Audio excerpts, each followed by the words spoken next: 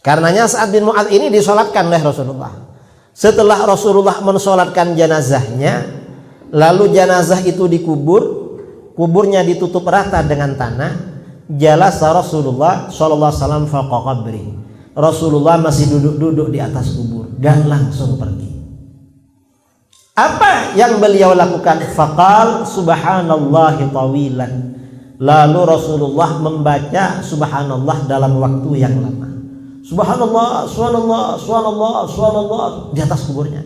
Fasabbahna ma'ahu. Para sahabat juga baca subhanallah. Tsumma qala Allahu akbar.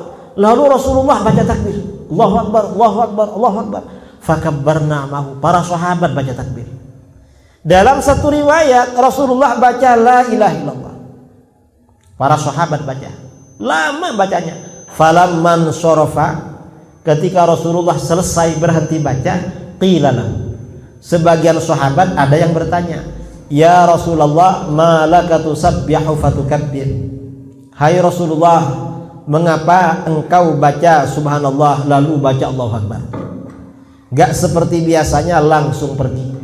Apa jawaban Rasulullah? Rasulullah SAW menjawab, laqad tadayaqa ala hadzal 'abdi shalih qabruhu. Hamba Allah yang soleh ini tadi benar-benar dijepit oleh kuburannya. Orang soleh dijepit kuburan. Kira-kira yang gak soleh bagaimana? Hatta khasyitu alla yufarraja'an. Aku khawatir dia tidak dilepas dari jepitan kubur itu.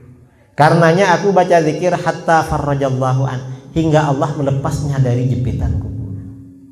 Nah, berdasarkan hadis ini berarti zikir yang kita baca untuk orang mati itu bermanfaat, ada gunanya. Ini yang oleh para ulama diaplikasikan dalam zikir tahlil. Dan bukan hanya ini yang dibaca, ada bacaan-bacaan lain, dan masing-masing ada dalilnya semua itu. Tuh kalau tahlilan tuh kalau dibaca dalilnya mungkin 1 jam lebih.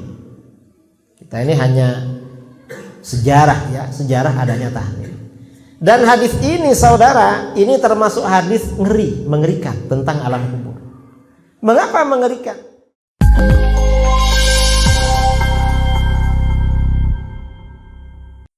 Warahmatullahi wabarakatuh.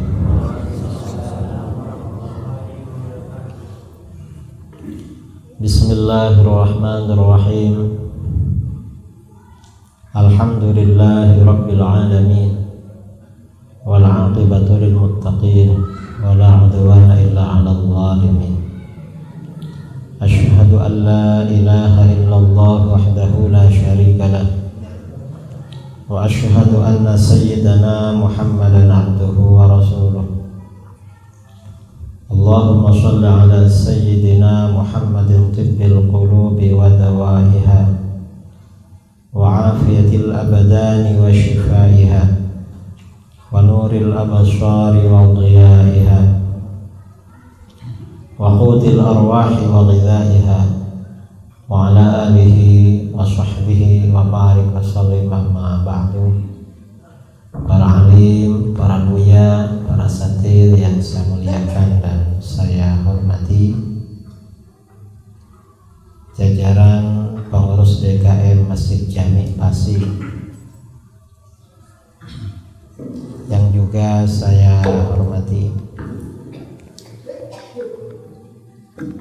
para jemaah kaum muslimin dan muslimat yang hadir pada malam ini, yang saya muliakan dan saya banggakan. Alhamdulillah, bersyukur kepada Allah Subhanahu wa ta'ala untuk ketiga kalinya saya masuk ke daerah Bukit Tinggi. Tahun 2020, lalu tahun 2021, dan sekarang tahun 2022.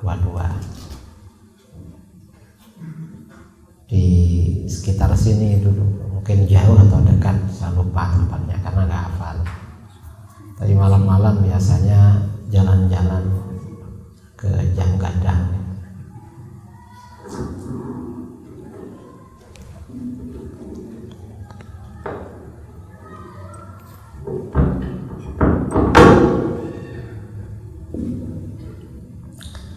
yang ingin saya sampaikan pada tabligh akbar malam ini adalah kita ini pentingnya menjaga akidah umat Islam dari fitnah-fitnah akhir zaman. Di dalam hadis sabda Rasulullah SAW, takunu fitanun, akan banyak fitnah-fitnah di akhir zaman. Fitnah-fitnah itu artinya ujian-ujian. Fitnah ini bukan fitnah dalam bahasa Indonesia. Misalnya ada orang tidak berbuat nakal dikabarkan nakal, itu kan fitnah namanya. Tapi fitnah bahasa Indonesia, saya difitnah sama orang misalnya. Fitnah ini maksudnya ujian atau tantangan atau cobaan yang melanda umat Islam. Dan ini ujian ini berkaitan dengan akidah. Mengapa berkaitan dengan akidah? Karena di dalam hadis tersebut dikatakan yusbihu fiha ar-rajulu mu'minan wa yumsi kafiran. Seseorang sebab fitnah-fitnah itu pagi harinya beriman, sore harinya berubah menjadi kafir. Ada yang pagi harinya ahlus sunnah wal jamaah, sorenya berubah menjadi pengikut aliran sesat.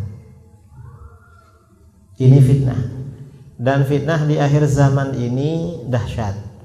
Artinya di mana-mana. Lalu bagaimana jalan selamatnya? Cara selamatnya illa man ahyahullahu bil ilmi. Kecuali orang-orang yang dihidupkan oleh Allah dengan ilmu pengetahuan agama. Yang selamat dari fitnah akhir zaman itu orang-orang yang hidup, yang pernah belajar ilmu pengetahuan agama.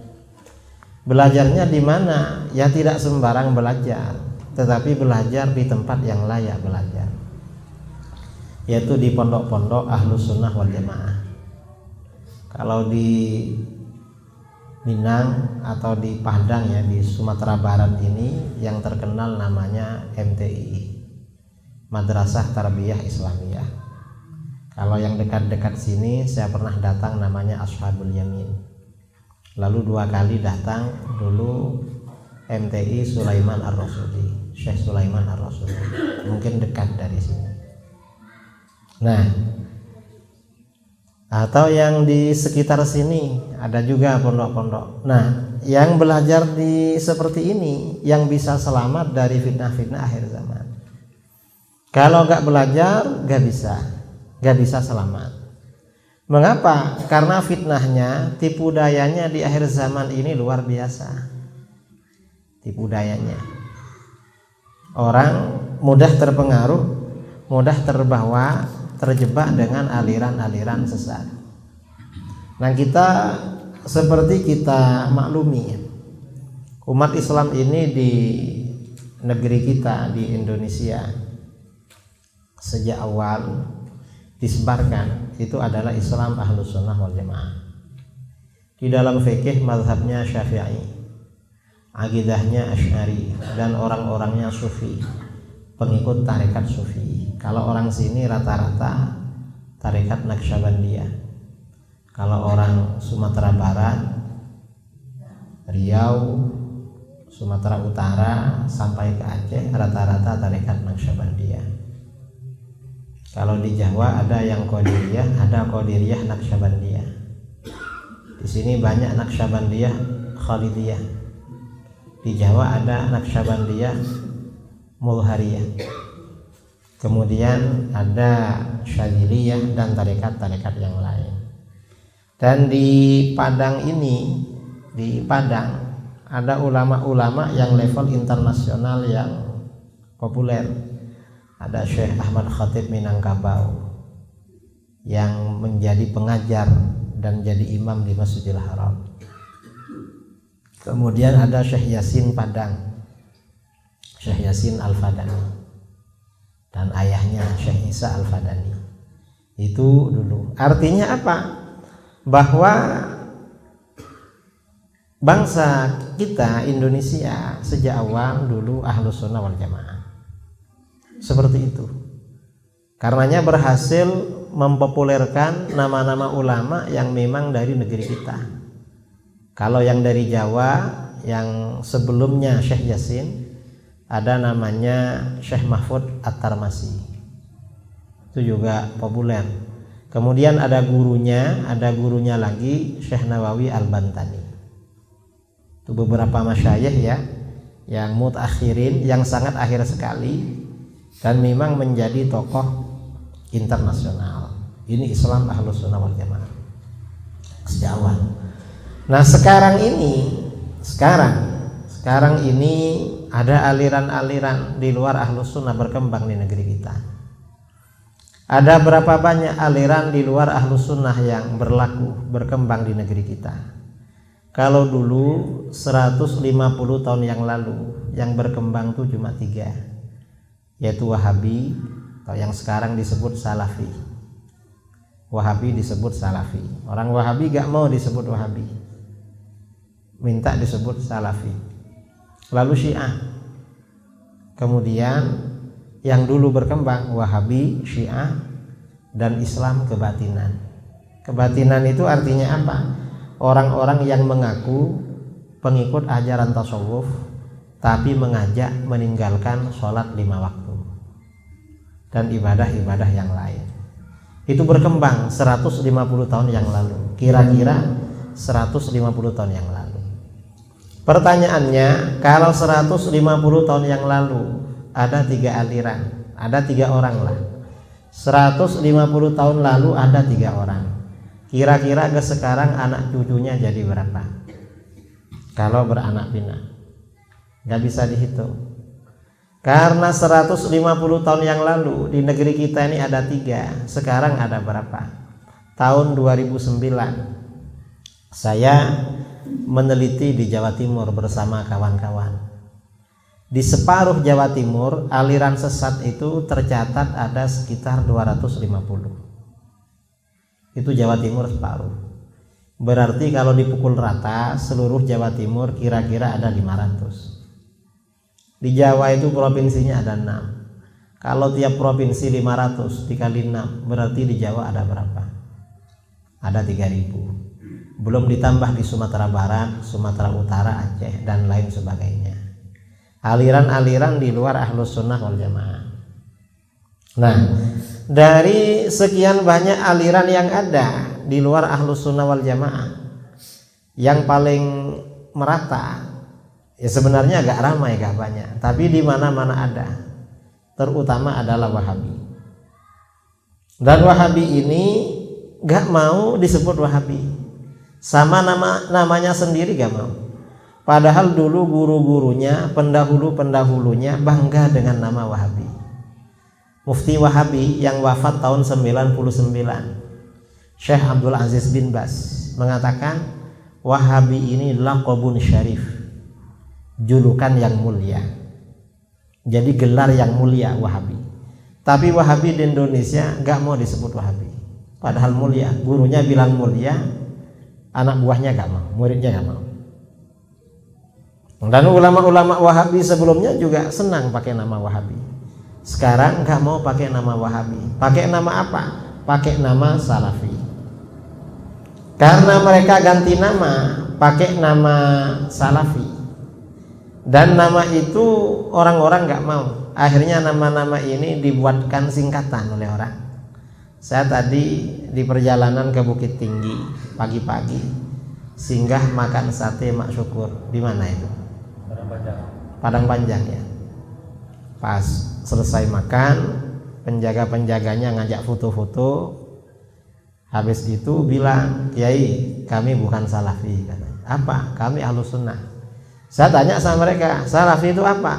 Salafi itu sahabat lama Fir'aun. Kalau saya dan kawan-kawan dulu menyebut Salafi itu salah fikir, pikirannya salah. Enggak taunya di Sumbar ada singkatan yang lebih ekstrim, Salafi sahabat lama Fir'aun. Dan ajaran Salafi ini bahaya, saudara. Bahayanya di mana? Orang ini kalau sudah ikut Salafi, minimal menjadi anak durhaka pada orang tua. menjadi anak durhaka pada guru-gurunya, durhaka sama guru-gurunya, durhaka sama orang tuanya. Itu kalau anak ikut salafi atau wahabi.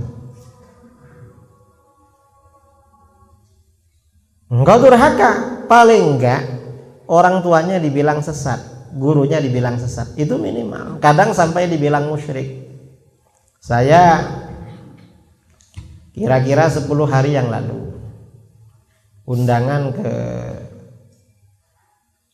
kan ya mungkin 10 hari, ke daerah Poso, Sulawesi Tengah. Dari Poso terus ke sana. Acara tabligh akbar waktu itu. Dan di sana karena suasananya panas. Kalau di daerah yang panas-panas tuh tabligh akbar biasanya ramai. Kalau di Sumbar, daerah Bukit Tinggi, dingin-dingin, habis sholat itu gak kuat dingin, segera pulang. Mungkin cari selimut atau cari apa. Karena saya sendiri tadi sampai di sini kok dingin sekali gitu. Sampai di hotel, saya mau mematikan AC, tidak taunya sudah mati. Ini AC-nya dingin sekali, dimatikan, tidak taunya sudah off. Ini dari mana ini? Tidak taunya memang dingin. Memang daerah-daerah yang dingin ini kadang-kadang acara keilmuan itu dingin juga, kurang hangat. Kalau di daerah yang panas-panas seperti di Aceh, di Medan atau di Pekanbaru, karena daerahnya panas, orangnya gampang panasan. Jadi tabligh akbar itu datang, karena yang datang orang-orang panas. Ini orang-orang dingin ini, karena orang dingin. Jadi ya biasa seperti ini. Nah, di Poso, setelah Poso itu ada kabupaten namanya Tojo Una-Una. Di Tojo itu yang hadir ada 3.000, ada 2.000, 2 tempat waktu itu ramai, karena daerahnya daerah panas. Nah, di sana disampaikan ini kiai masalah salafi. Ada orang memasukkan anaknya ke sekolah wahabi, sekolah salafi. Apa yang terjadi? Dapat 6 bulan anaknya bilang sama bapaknya, "Pak, apa? Ayah ini kan baca tahlil, itu sesat. Gak boleh tahlil, itu sesat. Dan bapak ini kan baca berzanji, baca maulid, itu sesat juga." Jadi baru 6 bulan sudah menyesatkan ayahnya. Ini wahabi. Kalau ada orang berani bilang sesat sama orang tuanya, itu kira-kira anak berbakti apa anak durhaka? Anak durhaka. Itu bukan cuma sama orang tuanya, saudara, sama guru-gurunya. Saya tadi Ustadz Abdurrahman cerita sama saya, ketika di daerah sini ada orang-orang salafi, ada anak-anak muda baru ikut salafi, makamnya Syekh Muhammad Hussein ya, dilempar-lempar. Nah, orang sudah meninggal dilempar. Dan beliau itu kan ulama yang mengajarkan Islam dulu. Orang tua, ulama ini orang tua kita. Orang tua kita di dalam agama ya para ulama. Kalau orang tua kita secara biologis, orang tua kita ayah. Sama orang tua kita secara biologis yang melahirkan, kita harus berbakti. Sama ulama juga harus berbakti. Karena mereka orang tua dalam agama. Dan salafi ini azan ya. Azan dulu.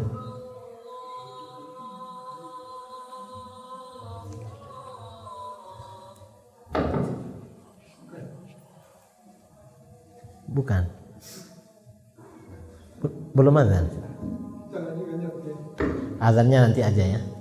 Nanti iqamah aja sholat isya. Tidak apa-apa gitu. Nah, artinya apa? Orang yang ikut salafi ini akan menjadi anak yang durhaka pada orang tua. Itu ketika masih hidup. Belum lagi setelah wafat tambah durhaka. Ini kejadian di mana-mana, di Surabaya, kemudian di Sulawesi. Anaknya ikut wahabi, ikut salafi, orang tuanya meninggal.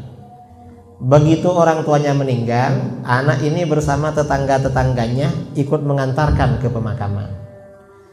Kiai di sana mau bacakan talqin gak boleh, jangan dibacakan, pulang aja, pergi. Marah-marah. Ini sesat. Loh, ayahnya baru meninggal sudah teriak-teriak. Akhirnya karena masyarakat tetap baca talqin, si anak yang Wahabi bersama 3 orang temannya pergi sambil tertawa terbahak-bahak, padahal ayahnya sendiri yang meninggal. Dan bukan hanya itu saudara, bukan hanya ketika orang tuanya meninggal gak dibacakan talqin, tahlil tidak ada, gak ada bacaan tahlil. Dan tidak hanya tahlil, sedekah. Apa di sini makanan untuk orang tahlil namanya apa di sini? Kalau di Jawa namanya kenduri. Kalau di Bukit Tinggi apa? Ada makan tahlilan ya, tahlilan gitu. Itu gak ada juga. Dan bukan hanya itu, dia gak akan berkunjung ke makam orang tuanya. Makam orang tuanya gak akan dikunjungi. Dulu ada tokoh nasional pada masa pemerintahan SBY, tokoh ini mau dianugerahkan pahlawan nasional. Karena keluarganya Wahabi, dicari kuburannya gak ada, sudah terlupakan, padahal tokoh nasional. Orang itu walaupun nasional, kalau anak cucunya atau orang sekitarnya Wahabi akan dilupakan. Mengapa dilupakan? Gak pernah dikunjungi. Tapi kalau orang itu ahlus sunnah wal jamaah, gak usah tokoh, orang biasa, tetangga-tetangga kanan kirinya, anak cucunya tahu itu makam ayah, itu makam kakek. Mengapa? Ada ziarah kubur, berbakti pada orang tua. Ini perbedaan ya, perbedaan paling tipis antara ahlus sunnah wal jamaah dengan Wahabi. Orang itu kalau ikut Wahabi pasti jadi anak durhaka orang tua dan durhaka kepada guru-gurunya. Karenanya kalau punya anak gak boleh dimasukkan ke pondok-pondok Wahabi, gak boleh. Ke sekolah-sekolah Wahabi gak boleh. Mengapa? Nantinya akan jadi anak durhaka. Harus masuk ke lembaga-lembaga ahlus sunnah wal jamaah agar menjadi anak yang bakti pada orang tua, tentunya juga kepada guru-gurunya. Ini yang terjadi. Nah, apa alasannya? Alasan kelompok-kelompok di luar ahlus sunnah, terutama Wahabi, durhaka pada orang tuanya. Ya sesuai dengan namanya, salafi, salah fikir. Salah fikir. Mengapa salah fikir? Ya karena gak ada gurunya. Wahabi itu gak ada gurunya. Walaupun ada gurunya, ajarannya tidak bersanad, tidak punya sanad yang bersambung kepada baginda Rasulullah SAW. Itu gak ada. Kalau ajaran ahlus sunnah wal jamaah ada sanadnya semua, ada dasar-dasarnya. Amalan apa di negeri kita ini yang kita terima dari ulama-ulama dulu, yang gak ada dasarnya? Ada semua saudara, jangan dikira gak ada dasarnya. Ini salah satu contoh ya. Salah satu contoh di negeri kita ini sejak dulu, cuma sekarang sudah mulai ditinggalkan. Sebelum subuh itu biasanya masjid-masjid baca tarhim. Di Bukit Tinggi masih ada, jarang ya. Kalau dulu ada. Mengapa jarang? Ya karena ini sama Wahabi dibilang bid'ah, dan orang juga semakin menjauh dari agama. Nah, apakah benar bacaan pujian sebelum sholat seperti tarhim itu bid'ah? Gak benar. Mengapa gak benar? Orang baca pujian sebelum sholat itu berlaku sejak masa-masa sahabat dulu. Sejak masa sahabat, tengah malam orang memang baca zikir. Imam Jalaluddin As-Suyuti dalam kitabnya Al-Wasail fi Musamaratil Awail, kitab ini khusus berbicara tentang hal-hal yang pertama kali terjadi dalam Islam. Beliau cerita mengapa kalau tengah malam itu ada bacaan tarhim sebelum subuh. Di Mesir pada masa Khalifah Muawiyah bin Abi Sufyan, masa Bani Umayyah. Kalau masa Muawiyah bin Abi Sufyan itu berarti sekitar sebelum tahun 60 Hijriah. Karena setelah itu diganti putranya Yazid sampai tahun 65. Sekitar tahun 60 Hijriah. Pada masa Khalifah Muawiyah bin Abi Sufyan, penduduk Mesir, umat Islam di Mesir itu mengadu kepada gubernur. Kalau nggak salah waktu itu gubernurnya Muhammad bin Maslamah. Aduannya apa? Di Mesir ini kan bekas negara mayoritas Kristen. Umat Islam itu pendatang dan sedikit waktu itu, cuma berkuasa. Nah, gereja-gereja Mesir, gereja-gereja Kristen dulu, kalau jam 12 malam ke atas itu membunyikan kenteng, membunyikan bel. Kenteng ya, kalau dulu kan poing, kalau 12 kali. Satu kali, dua kali.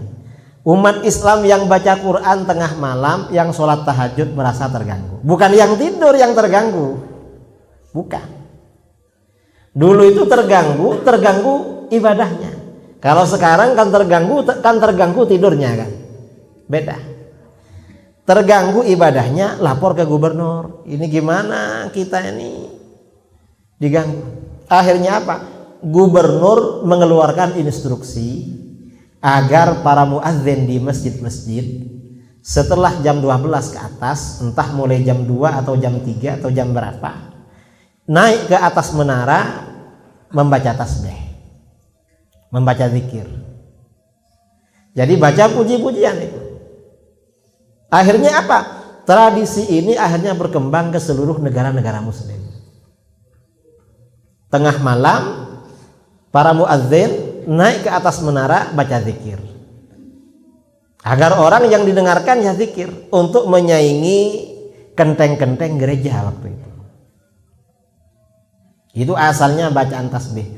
Lama-lama pada masa ya, pada setelah abad keempat Hijriah, sekitar abad keempat, Mesir ini dikuasai Syiah. Sampai akhirnya pada abad ke-6 Hijriah, abad ke-6, Sultan Salahuddin Al-Ayyubi berhasil menguasai Mesir. Jadi yang asalnya Mesir ini dikuasai Syiah diambil alih oleh Ahlus Sunnah wal Jamaah. Dan ini walaupun Syiah, ini masih ada pembacaan zikir tengah malam sampai subuh di menara-menara masjid. Setelah Sultan Salahuddin Al-Ayyubi merebut Mesir, karena Mesir dan Syria pada waktu itu bekas negara Syiah, masyarakat banyak yang terpengaruh Syiah. Akhirnya apa? Sebelum subuh, muadzin itu diperintahkan membaca nazam akidah Ahlus Sunnah wal Jamaah, nazam akidah Al-Mursyidah yang dikarang oleh Imam Ibnu Hibatillah Al-Makki. Kalau sekarang ya kitab Aqidatul Awam. Di menara-menara itu dibacakan kitab akidah nazam. Akhirnya apa? Dengan pembacaan itu masyarakat demi sedikit demi sedikit itu kembali kepada Ahlus Sunnah wal Jamaah. Dan akhirnya itu berlaku ke seluruh negara termasuk di Indonesia. Dulu di Jawa, saya masih kecil ya, sebelum maghrib atau sebelum zuhur, sebelum asar, itu kadang-kadang memang baca pujian atau baca Aqidatul Awam atau baca Abda Ubes itu di mana-mana dulu. Artinya apa? Ini bukan ajaran bid'ah, bukan. Ya cuma orang-orang sekarang ini karena jauh dari ilmu pengetahuan akhirnya dibid'ahkan. Setelah dibid'ahkan, akhirnya masjidnya mati, gak ramai. Ini contoh amalan yang dibid'ahkan oleh orang-orang Wahabi. Padahal itu berlaku sejak masa ulama salaf. Ini contoh lagi. Amalan yang dibid'ahkan oleh Wahabi apalagi? Tahlil. Kita ini kalau ada orang meninggal dunia biasanya acaranya dua. Pertama bacaan zikir tahlil. Setelah bacaan zikir tahlil lalu hidangan sedekah makanan. Kalau di Jawa 7 hari, kalau sini berapa hari? 3, 5 ya, 3 sampai 5, kadang hari ke-7, kadang hari 10, 20, 40, 100, 1000 haul tiap tahun. Nah, dari dulu seperti itu umat Islam di negeri kita. Begitu masuk Wahabi, gak ada tahlil, bid'ah itu sesat, gak ada dalilnya. Sedekah gak ada. Sehingga ketika ada orang mati tambah sepi, bapaknya sudah meninggal, yang menghibur cucunya, orang nggak boleh ngapa-ngapain, sepi. Baca zikir untuk orang mati. Nah, sebenarnya pertanyaannya, apakah benar tahlil itu bid'ah? Gak bid'ah, saudara. Mengapa gak bid'ah? Pertanyaannya, siapa orang yang pertama kali baca zikir untuk orang mati? Yang pertama kali baca zikir untuk orang mati itu bukan Buya dari Minang, bukan Buya dari Agam Sumatera Barat, bukan Abu dari Aceh, bukan Muallim dari Medan, bukan Kiai dari Jawa, bukan Tuan Guru dari Sulawesi. Lalu siapa yang pertama kali baca zikir untuk orang mati? Yang pertama kali baca zikir untuk orang mati adalah baginda Rasulullah. Itu yang pertama, orang mati. Di mana? Di dalam kitab-kitab hadis. Hadis riwayat Imam Ahmad, riwayat Al-Hakim At-Tirmidzi, riwayat Al-Baihaqi dari sahabat Jabir bin Abdullah Al-Ansari radhiyallahu anhu. Sebelum ada sahabat meninggal, sebelum meninggal pada tahun 5 Hijriah, orang-orang Yahudi memprovokasi orang-orang Quraisy. Ini peristiwa.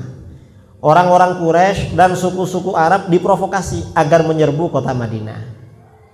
Akhirnya orang-orang Quraisy minta bantuan beberapa suku di luar Quraisy mengumpulkan 10.000 tentara yang akan menyerbu kota Madinah tahun 5 Hijriah. Karena tentara yang akan menyerbu ini banyak sekali, gak sebanyak orang Muslim di Madinah waktu itu. Akhirnya apa? Rasulullah SAW meminta pendapat para sahabat, yang akhirnya ada sahabat asal Persia, Salman Al-Farisi radhiyallahu anhu. Salman mengusulkan, Rasulullah, di negeri kami di Persia, kalau negara luar itu mau menyerang, biasanya kita pakai pertahanan dengan parit, mengelilingi negeri. Nanti di parit, buat parit yang panjang, yang dalam, kira-kira musuh gak bisa lewat. Kasih jebakan di situ. Akhirnya bikin parit. Ini yang disebut dengan perang Khandaq. Perang Khandaq. Nah, setelah parit ini selesai, musuh datang menyerbu. Tentunya walaupun ada parit, umat Islam kan jaga-jaga. Ada sahabat namanya pemimpin kaum Ansor, namanya sahabat Sa'ad bin Mu'adz. Itu kena panah oleh musuh. Kena panah oleh musuh, tubuhnya terjadi pendarahan. Cukup parah waktu itu. Kemudian pada malam-malam, ketika malam ya, angin kencang sekali, dingin, terjadi badai gurun. Tenda-tenda, kemah-kemah orang musyrik itu semuanya tercabut dari tanah. Lampu-lampunya mati. Akhirnya pimpinan orang musyrik, pimpinan tentara koalisi Abu Sufyan bilang sama anak buahnya, saya besok mau pulang. Saya besok mau pulang. Soalnya ini tenda-tenda tercabut semua, barang-barang berantakan. Anak buahnya pulang semua. Jadi Allah yang ngurusin. Pulang.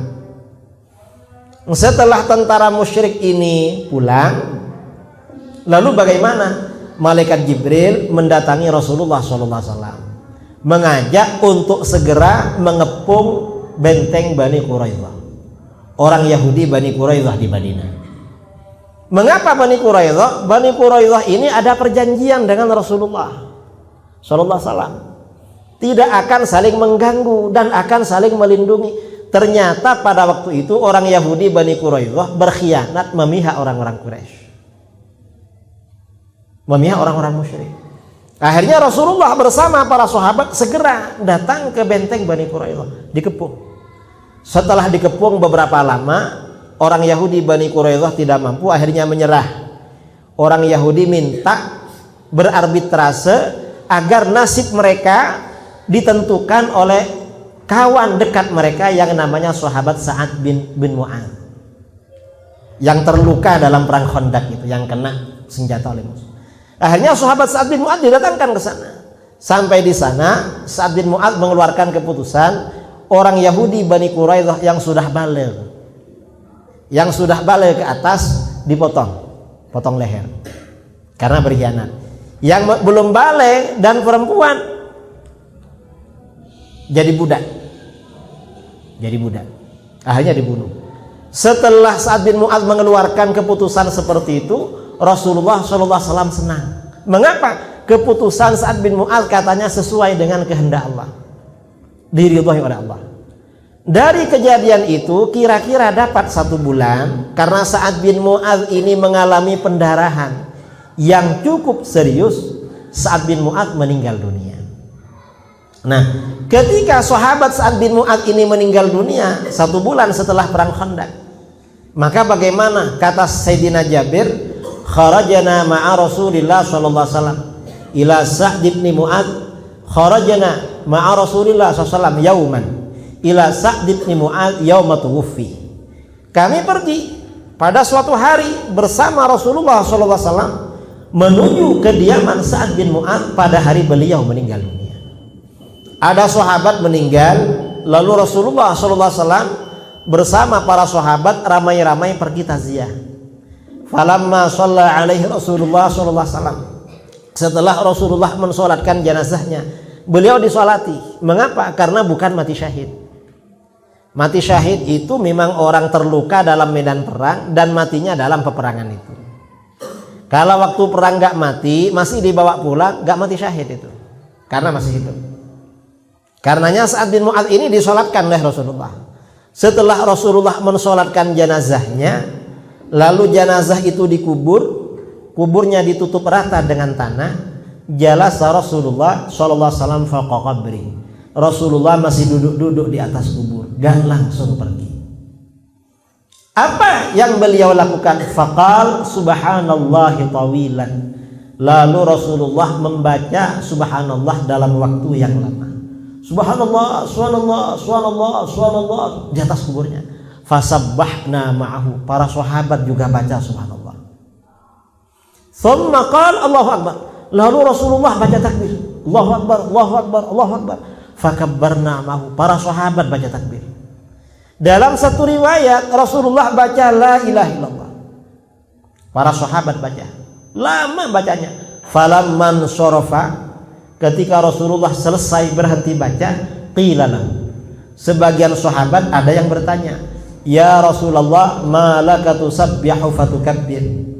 Hai Rasulullah, mengapa engkau baca subhanallah lalu baca Allahu akbar? Gak seperti biasanya langsung pergi. Apa jawaban Rasulullah? Rasulullah SAW menjawab, laqad tadayaqa ala hadzal 'abdi shalih qabruhu. Hamba Allah yang soleh ini tadi benar-benar dijepit oleh kuburannya. Orang soleh dijepit kuburan. Kira-kira yang gak soleh bagaimana? Hatta khasyitu alla yufarraja'an. Aku khawatir dia tidak dilepas dari jepitan kubur itu. Karenanya aku baca zikir hatta farrajallahu an, hingga Allah melepasnya dari jepitan kubur. Nah, berdasarkan hadis ini berarti zikir yang kita baca untuk orang mati itu bermanfaat, ada gunanya. Ini yang oleh para ulama diaplikasikan dalam zikir tahlil. Dan bukan hanya ini yang dibaca, ada bacaan-bacaan lain dan masing-masing ada dalilnya semua itu. Tuh kalau tahlilan tuh kalau dibaca dalilnya mungkin 1 jam lebih. Kita ini hanya sejarah ya, sejarah adanya tahlil. Dan hadis ini saudara, ini termasuk hadis mengerikan tentang alam kubur. Mengapa mengerikan? Ada orang soleh dijepit kuburan. Yang bersaksi bahwa beliau soleh siapa? Rasulullah. Coba yang bersaksi bukan Rasulullah, ya mungkin kesaksiannya tidak begitu meyakinkan. Tapi ini Rasulullah yang bersaksi. Dan ini yang mensolatkan juga Rasulullah, yang mensolatkan jenazahnya. Dan ini juga meninggal karena pendarahan akibat luka pada waktu perang Khandaq. Ternyata bagaimana orang amalnya seperti itu dijepit oleh alam kubur. Ngeri sekali kuburan itu. Karenanya orang meninggal perlu dibacakan tahlil. Karenanya tahlil yang bagus tuh saudara dibaca di kuburan setelah pemakaman. Mengapa dibaca di kuburan? Agar kalau almarhum ini dijepit biar gak lama-lama. Cuma biasanya di negeri kita, kalau di Jawa itu pemakaman jam 7 jam 8. Kalau meninggalnya malam. Kalau di Sumbar ini pemakaman jam berapa? Ba'da zuhur ya, karena dingin kan. Nunggu suasana panas. Atau nunggu orang ramai orang kumpul. Jadi setelah zuhur. Setelah zuhur dikubur, setelah dikubur orang-orang pulang. Mengapa? Ya karena mungkin istirahat apa? Nanti tahlilnya di sini maghrib apa isya? Maghrib. Kalau maghrib berarti tahlilnya jam 7. Jam 7, jam setengah 8 ya. Jam 7. Kalau dia dikubur jam 2. Kemudian jam 7 baru dibacakan tahlil. Berarti dia nunggu bantuan berapa jam saudara? Lama. Menunggu bantuan kira-kira 5 jam. Saudara kalau pergi ke sawah atau ke kebun lalu terjepit, nggak bisa naik, nunggu bantuan 3 jam, kira-kira lama apa sebentar? Lama. Nah artinya apa? Tahlil itu ada dasarnya, bukan nggak ada dalilnya. Kemudian selain tahlil ya, kita ini selain tahlil ada sedekah makan. Mengapa ada sedekah makan? Ada kendur ini. Karena memang ada anjuran sedekah untuk orang mati. Imam Nawawi dalam kitab Riyadhus Shalihin menulis bab berjudul As-Shadaqah 'anil Mayyit. Anjuran sedekah untuk orang mati.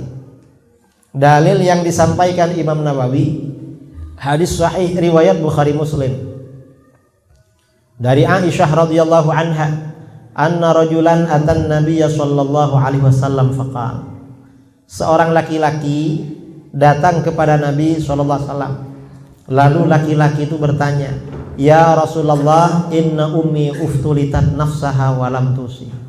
Hai Rasulullah, sesungguhnya ibuku tiba-tiba meninggal dunia dan tidak sempat berwasiat. Meninggalnya mendadak, tapi bukan karena COVID. COVID dulu gak ada, sekarang katanya ada. Yang bilang ada, entah kenyataannya ada apa enggak. Ada mungkin ya. Dan sekarang nih yang mau datang pamannya COVID mau datang, namanya Omikron, mau datang katanya.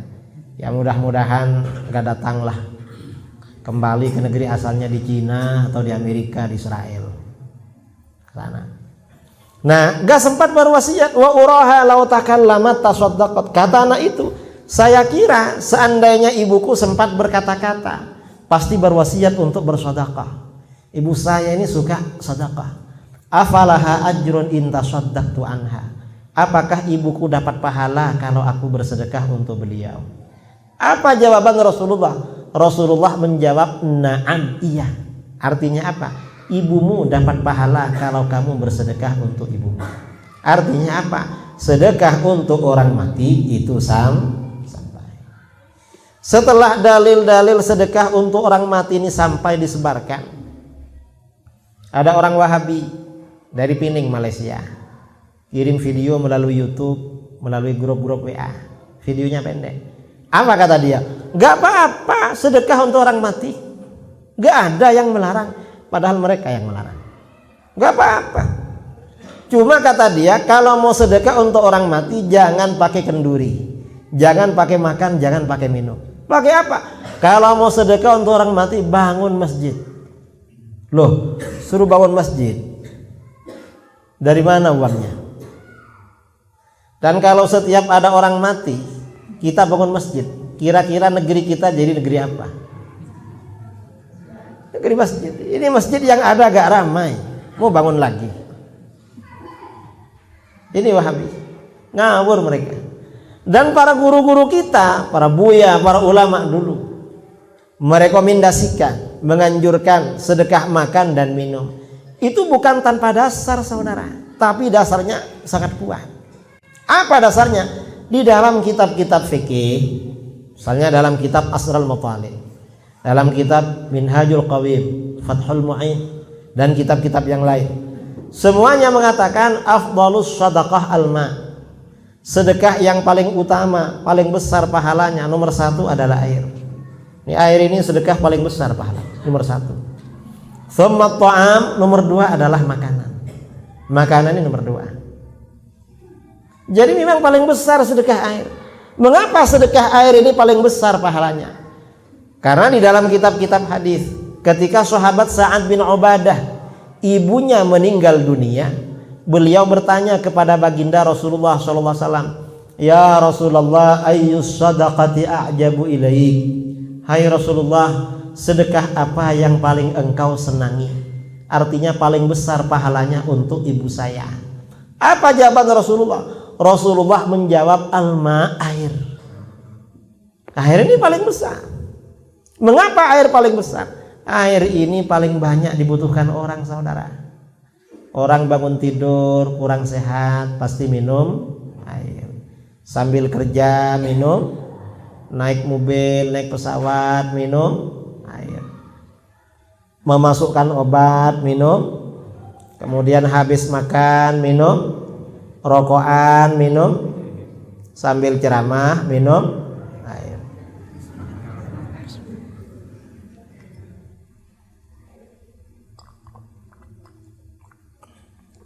Nah, ini sedekah paling afdal,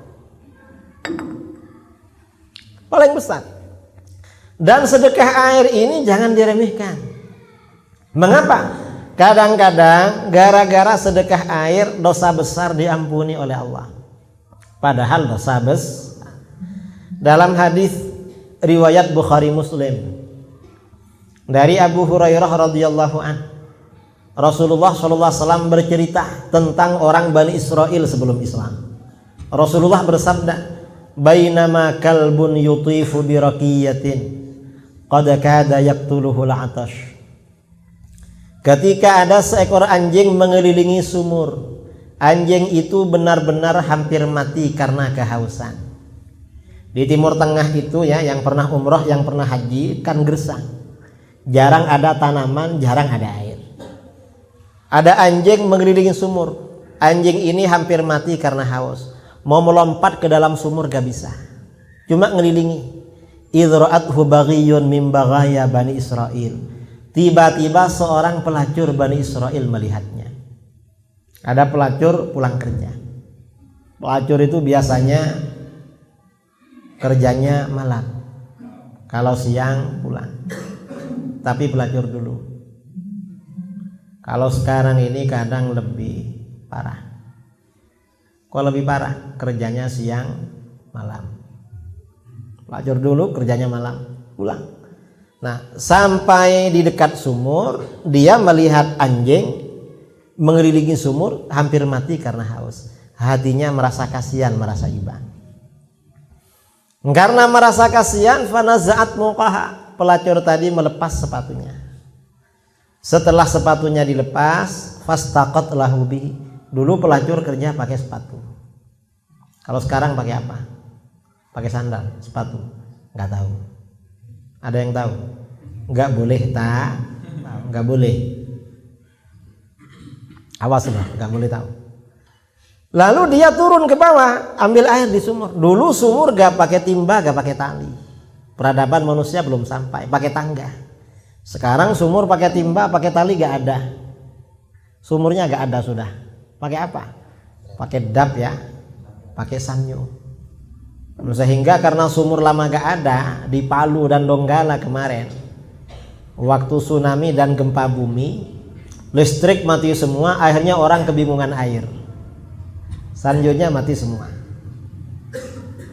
Lalu dia turun ke bawah ambil air. Setelah ambil air pakai sepatunya, fasaqat hubihi. Dia kasih minum anjing itu dengan sepatunya. Setelah ngasih minum anjing, dia pulang. Sampai di rumah, akhirnya apa? Dia meninggal dunia. Mungkin karena kena vaksin malamnya. Vaksin sampai 3, akhirnya mati. Apa yang terjadi saudara? Gara-gara ngasih minum anjing, faghufira laha bihi. Allah ampuni dosanya sebagai pelacur. Padahal yang dikasih minum adalah anjing. Karenanya kata Imam Al-Qurtubi dalam tafsirnya Al-Jami' li Ahkamil Quran, kalau kamu merasa banyak dosanya yang sering sedekah air minum. Mengapa? Pelacur aja diampuni oleh Allah, padahal ngasih minum apalagi kalau yang dikasih minum itu manusia. Tambah mantap, karena manusia ini makhluk yang dimuliakan oleh Allah. Walaqad karramna bani Adam. Apalagi kalau manusianya orang Islam, apalagi Islamnya ahlus sunnah wal, tambah mantap. Ada tetangga lewat depan rumah aja singgah, apa? Ya minumlah, minum kopi. Kalau tetangganya terburu-buru, kasih air mineral. Kalau tetangganya masih betah lagi rokokan, buatkan kopi. Ternyata masih betah lagi, buatkan bandrek. Tamunya masih betah lagi, buatkan apa lagi? Ya macam-macam lah. Mengapa? Kita berharap dosa kita oleh Allah diampuni. Itu jemaah saudara. Saudara pernah ngasih minum anjing? Pernah? Gak karena di sini anjing gak ada yang haus, banyak air di sini. Tapi kira-kira kalau seandainya ada anjing mendekat, kira-kira saudara ambil apa? Hah? Diambilkan apa anjingnya? Diambilkan batu. Mengapa? Anjingnya ikut Wahabi. Makanya dilempar. Nah, berdasarkan hadis ini, kata para ulama dalam kitab-kitab syarah hadis, seperti dalam kitab Al-Kaukabul Wahhaj, ya, Wan Najmul Bahaj, syarah Muslim, dan kitab-kitab yang lain diterangkan, orang punya hewan ternak, dikasih makan, dikasih minum, itu mengurangi dosa. Saudara punya ayam, punya kambing, punya apa, kasih makan, kasih minum, mengurangi dosa. Karenanya kalau banyak dosanya, yang banyak ayamnya. Padahal itu ternak hewan. Apalagi kalau yang diternak itu manusia, mengurangi dosa. Ini bapak-bapak ya, ngasih belanja anaknya, ngasih makan istrinya, dosanya dikurangi oleh Allah. Karenanya kalau banyak dosanya, yang banyak anaknya, yang rajin bikin anak, untuk mengurangi dosa. Kalau masih banyak lagi dosanya, tambah istrinya. Mengapa? Untuk mengurangi dosa. Istrinya protes, abang kawin lagi ya, abang ini banyak dosa loh. Katanya kalau ngasih belanja mama, dosa abang dikurangi oleh Allah. Cuma kalau cuma mama yang ngurangi, kapan habisnya? Ini Omikron mau datang. Ini berarti suaminya ahlus sunnah wal jamaah, bukan Wahabi berarti. Yang nggak mau Wahabi. Nah ini artinya apa? Sedekah minum itu besar saudara pahalanya. Yang kedua, di bawah sedekah minum, kata para ulama, yang besar pahalanya sedekah makan. Mengapa sedekah makan? Karena dalam hadis riwayat Imam Bukhari Muslim dari Abdullah bin Amr bin Al-As radhiyallahu an, seorang laki-laki bertanya, "Ya Rasulullah, ayyul islami khair?" Hai Rasulullah, amalan apa dalam Islam yang paling baik, paling besar pahalanya, mengantarkan masuk surga? Apa jawaban beliau? Beliau menjawab, tut'imut ta'am, kamu kasih makan orang. Artinya apa? Ngasih makan orang itu termasuk amalan paling baik dalam Islam, pahalanya paling besar. Cuma kata para ulama, di bawah sedekah makan, di bawah sedekah minum. Minum nomor 1, makan nomor 2. Karenanya kalau ceramah yang keluar duluan minuman. Entah nanti ada nggak sedekah yang nomor 2 ini? Nggak ada, nggak apa-apa. Ini sedekah makan. Dan sedekah makan ini besar. Seberapa besar? Kata Sayyidina Ali bin Abi Thalib karamallahu wajhah, diriwayatkan oleh Imam Ibn Abi Dunya dalam kitab Al-Ikhwan. Sayyidina Ali berkata, la an ajma'a ikhwan ala sa'in aw sa'i ahabbu ilayya min an akhruja ila suqikum fa u'tiqana samatan. Seandainya aku mengundang makan orang-orang pada 1 sok atau 2 sok makanan, 1 sok itu nisabnya zakat fitrah. Beras 2 kilo 2 on. Di Indonesia standarnya 1 kilo cukup makan 10 orang. Dan itu takaran masakan Padang. 10 orang 1 kilo. Berarti kalau 1 sok 2 sok, beras itu antara 2 kilo 2 on sampai 4 kilo setengah. Undangan antara 20 sampai 50 orang. Kata Sayyidina Ali, aku mengundang makan orang-orang antara 20 sampai 50. Itu lebih aku senangi daripada aku pergi ke pasar lalu membeli budak hamba sahaya lalu aku merdekakan. Artinya apa? Sedekah makan sekian orang pahalanya lebih besar daripada memerdekakan budak. Budak itu gak ada saudara sekarang. Kalaupun ada harganya mahal. Ya kira-kira seharga Ibnu Faribon 400 juta. Ternyata ngasih makan orang sekian pahalanya lebih besar daripada 400 juta. Ini sedekah makan jadi besar. Dan orang yang senang sedekah makan itu hatinya lembut. Sedekah makan ini melembutkan hati. Mengapa melembutkan hati? Karena di dalam hadis sahih dari Abu Hurairah radhiyallahu anna rajulan yashku ilan Nabi sallallahu alaihi wasallam qaswata qalbi. Seorang laki-laki mengadu kepada Nabi sallallahu alaihi wasallam, hatinya keras. Rasulullah, hati saya ini keras. Kalau ada nasihat masuk dari telinga yang kanan, keluar dari yang kiri. Gimana caranya agar hati ini lembut? Rasulullah menjawab, idza aradta ayyalina qalbuk. Kalau kamu ingin hatimu menjadi lembut, fa'atimil miskin. Kamu yang senang ngasih makan orang miskin. Artinya apa? Ngasih makan orang miskin dapat melembutkan hati.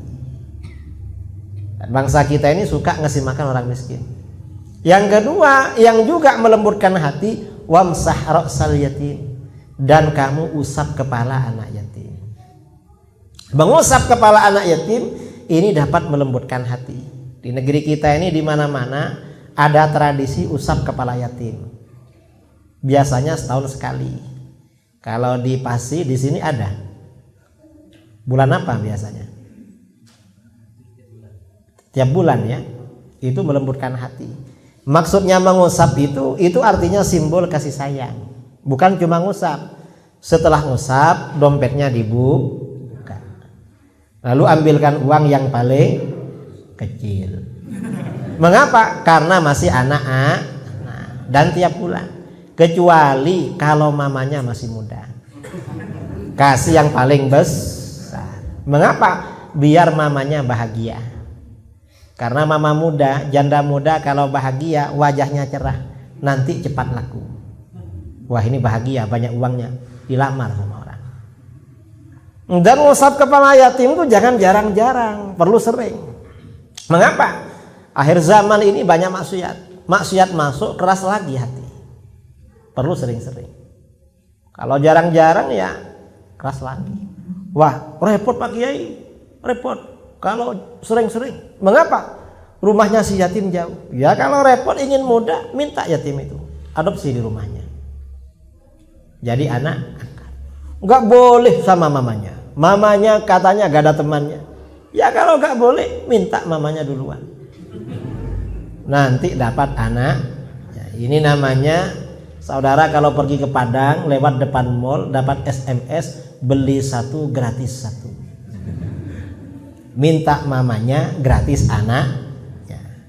Istrinya protes, kamu kawin lagi. Kata suaminya, hati awak ini keras.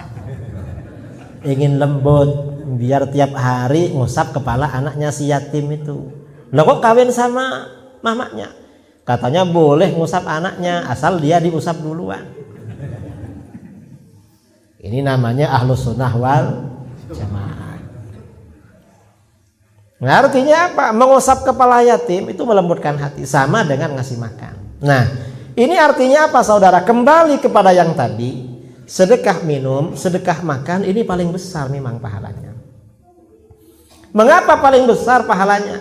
Ini paling banyak dibutuhkan orang. Saudara kira-kira kalau bertamu sudah lapar, yang ditunggu dari tuan rumah itu apa?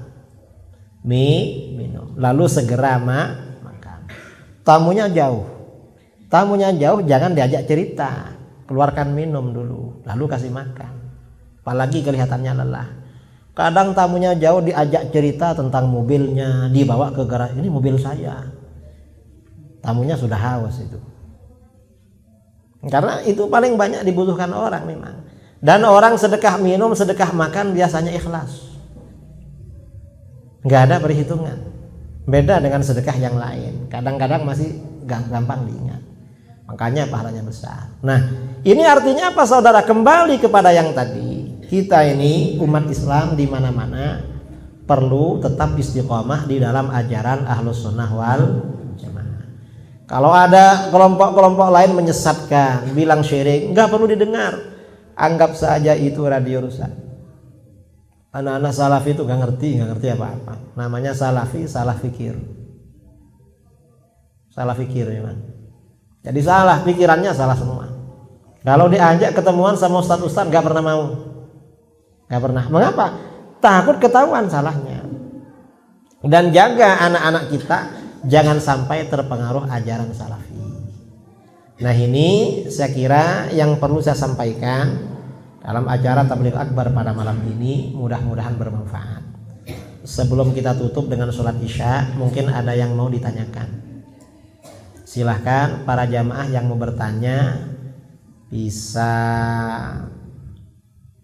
Ada yang nulis, silakan. Bisa pakai tulisan, bisa langsung. Langsung aja ya.